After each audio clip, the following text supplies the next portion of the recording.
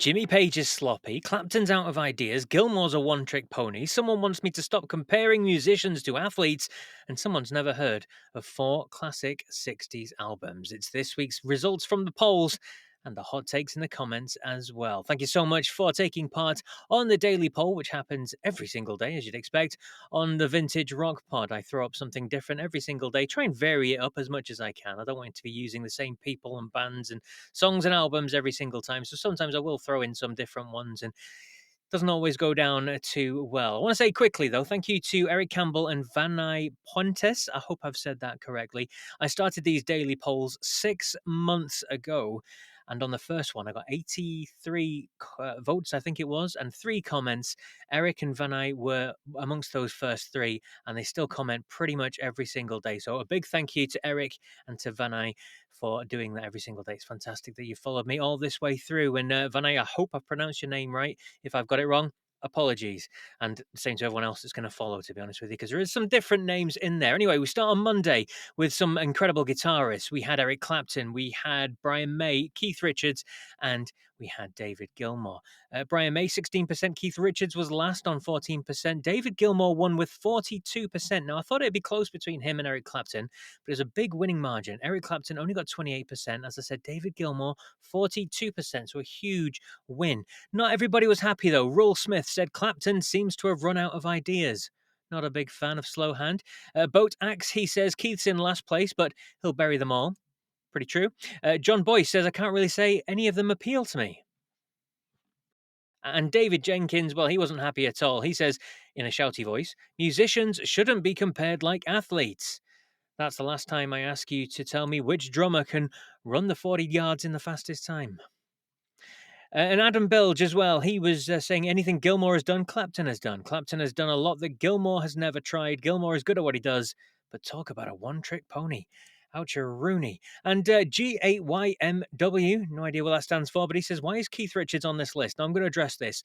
Occasionally, well, probably more than occasionally, I throw in the odd curveball. It's something that Eric Campbell once referred to the weird fourth choice as the Corey Hart selection. So I will throw in there some weird choices sometimes. You have 3 that are very similar and then someone slightly different. It's just because not everybody's into the same thing. And some people like someone different. And why is Keith on that list? Plenty of people voted for Keith. Over, was it 1,600 votes? 14% of the voters went for Keith. So people like him.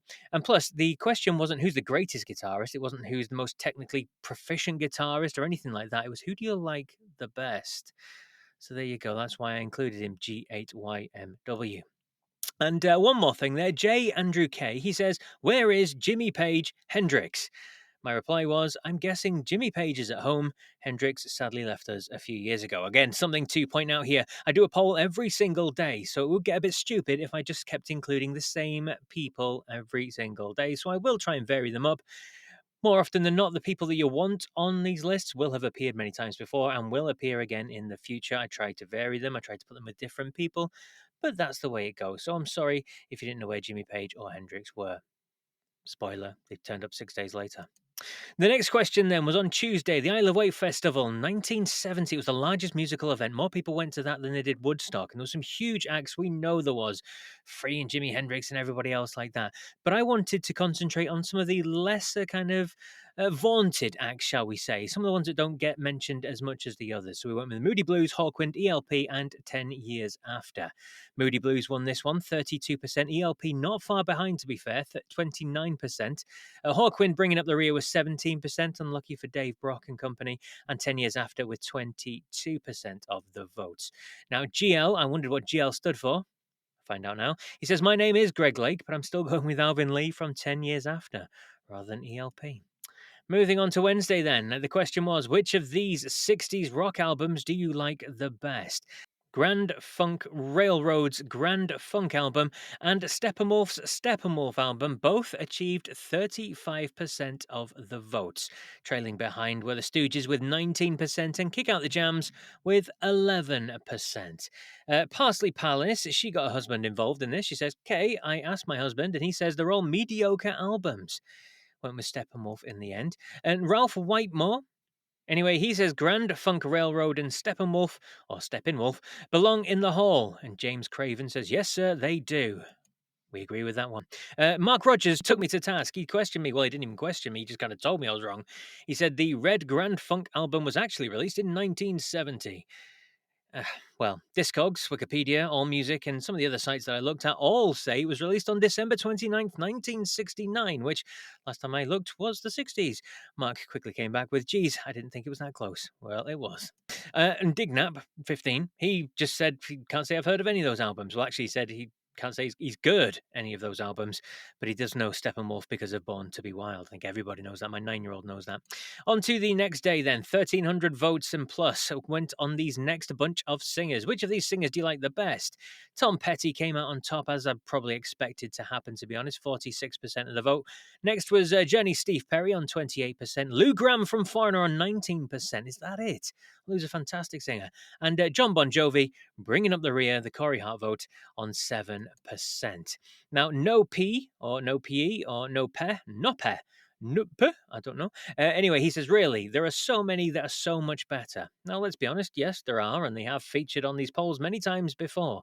Although Margix or Margix, however you pronounce that, apologies. He says, no, Steve Perry and Lou Gramm are among the very best, much better than Plant Gillen, etc. While Tyler Morrison stuck up for me, thank you, Tyler. He says, sadly, musical elitists are going to be annoyed with the inclusion of arena rock singers. Perry Graham, Steve Walsh, DeYoung, Shaw, Delp, and Mike Reno, etc.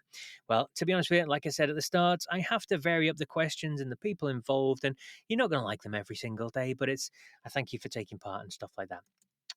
And Laura Simon Sulzer with a great line, who is Ben Jovi? Who is Ben Jovi? And Tiki Trash, well, his line, I hate Tom Petty the least. Cool. The next one was some classic songs for you to choose from. Pink Floyd, The Police, George Harrison, or The Hollies. Do you like Brick in the Wall Part 2, Roxanne, My Sweet Lord, or Long Cool Woman, which is a fantastic song. That one came last on 17%. Roxanne came with 21%. Then it was another Brick in the Wall Part 2 on 28%. And winning was George Harrison with My Sweet Lord on 34%. And Vincent M. kind of echoed my sentiment slightly by saying, I picked The Police, but rightfully a Beatle always seems to win. If you've been following these polls over the last 6 months, then you'll tend to notice the Beatles do tend to come out top on any of these kind of polls. Laura Simon Sulzer was back again. She said, I only like Roxanne by Eddie Murphy. Otherwise, I feel bad for Sting. Like he nailed his bollocks in a door. The next poll was some prog bass players. Over 1,200 votes on this one. John Wetton, Greg Lake, Chris Squire, and Mike Rutherford. Only one winner on this. A whopping, humongous 59% goes to Chris Squire. Following them was Greg Lake, then Mike Rutherford, and last was John Wetton with just 10% of the vote, which kind of surprised me because in the comments he got an awful lot of love. John Pietskovsky, I think that's right. Apologies if wrong. He says, I love Squire and Lake, but Wetton is the complete package. Doesn't get any better than having John Wetton playing in any band he was part of. He raised everyone's level of musicianship, and Predictor League said 100% agree with Wetton. Mage Uriah said John Wetton, Flame. And Derek, he says, while the other three were fine bass players, it's John Wetton. I love John Wetton as well. I'm glad to see Daniel Griffiths had to think about that poll. Oh, crap. This is a thinker. Love them all. Thank you, Daniel. And the last poll of the week, this is probably the most controversial, came up with some very, very interesting hot takes as well. Which of these guitarists do you like the best? Richie Blackmore, Jimmy Page, Jimi Hendrix, and Jeff Beck. I brought out the big guns for this one. Not all the big guns. I know your favorite wasn't included. Yada, yada, yada. But anyway, some of the comments. Scott McClaw, my God, could you have made it any tougher? I can't pick. I've got to close my eyes and hope my finger hits the screen. Be happy with whichever one it lands on. My God. And Bruce Powers said, ask me to pick my favorite child. It would be easier than this. Adrian Brown also got involved and said, impossibly difficult. Not that impossible, because he says Hendrix it is. And TikTok Melody, well, he kind of started something as well. Plenty of comments followed this one. He says, that's hilarious. Never in 10,000 years is Jimmy Page the better guitarist. Not over Jimmy and not over Beck. And at the bottom there, he says, as a lead guitarist, Page is so sloppy. Plenty of people came back and took him to task on that one. Chauncey Gardner was next up with the interesting takes. He says, love Richie, but let's face it, he has a small body of work compared to the others. And you can imagine the response that got. Batmaniac66, really? Question mark, question mark, question mark. Mark Rogers, he has literally never stopped releasing music. And to prove the point, Ed Hardy listed an awful lot of albums that he's been working on. There you go. And to round things off, Boat Axe was back again, and he says, wow, Hendrix and Page are neck and double neck. Get it? Very good indeed. And a huge thanks to everybody that has voted and commented on the polls this week, and indeed across the last 6 months, every single day, apart from, I think it was Christmas Day and Christmas Eve, maybe I missed as well. But apart from that, over the last 6 months, every single day, a new poll goes out there for you to enjoy. I can't vote on it, I don't get to say on it. So please just take a little breath before you type any insults to me for whoever I've included. And remember, occasionally there will be the Corey Hart choice or fourth choice in there. So please do take it on the chin and be respectful to your fellow commenters. Good debate is good. We like healthy debate, but getting mean and nasty is not a good thing. Anyway, check out the videos on the Vintage Rock Pod channel as well. So many brilliant artists I've interviewed over the last couple of years, over 20 odd Rock and Roll Hall of Famers. There's loads of videos you can watch. And if you're a fan of podcasts, then check out the Vintage Rock Pod on podcast as well.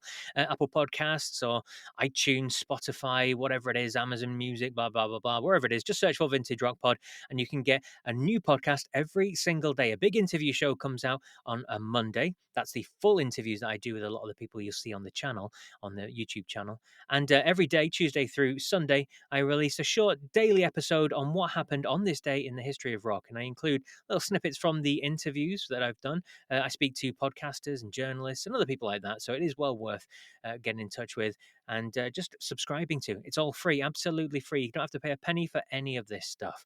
Podcast, YouTube, subscribe, follow, enjoy. Thanks for watching. I'll be back next week with more of your hot takes on this week's polls.